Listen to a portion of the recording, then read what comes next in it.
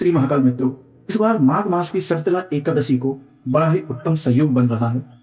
इस दिन सूर्य धनु राशि से निकल करके और मकर राशि में प्रवेश करेंगे। साथ ही यह समय उत्तरायण की शुरुआत के लिए भी मनाया जाता है। इसी दिन शर्तला एकादशी तिथि भी पड़ रही है। मकर संक्रांति को चावल का दान होता है और खिचड़ी इत्यादि का प्रसाद वितरित होता है, परंतु वही शर्तला एकादशी के दिन चावल खाना वर्जित माना जाता है। ऐसे में लोगों के मन में संक्रांति और एकादशी को लेकर के बड़ा ही कंफ्यूजन है। यह संक्रांति 14 जनवरी को दोपहर को लगेगी और 15 जनवरी तक रहेगी। इसलिए कुछ लोग संक्रांति को दान पुण्य उदया तिथि में यानी अगले दिन 15 जनवरी को भी चावल इत्यादि का दान कर सकते हैं। शर्तला एकादशी पर तिल का विशेष ही महत्व बताया गया है।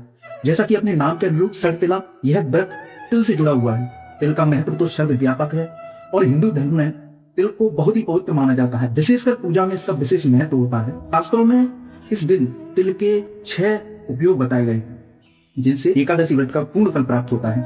पहला है तिल मिले जल से स्नान करना, शरीर और मन की शुद्धि होती है ऐसा करने से। दूसरा है तिल का पोपटल लगाना जिससे नकारात्मक ऊर्जा दूर होती है। तीसरा है हवन में तिल की आहुति देना, उससे ईश्वर की कृपा प्राप्ति होती है। और चौथा है तिल से तर्पण, पितृदोष शांति के लिए।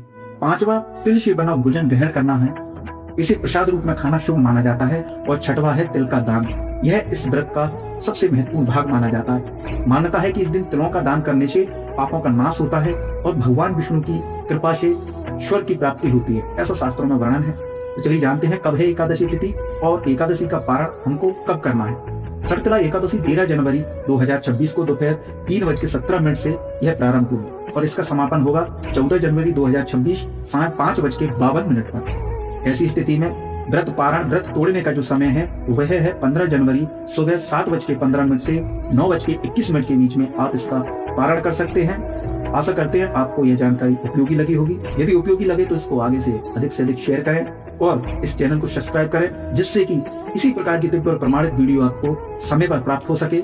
आप सभी लोगों को मकर संक्रांति की हार्दिक शुभकामनाएं एवं भगवान विष्णु की कृपा पर सदैव ही बने रहे। हर हर महादेव।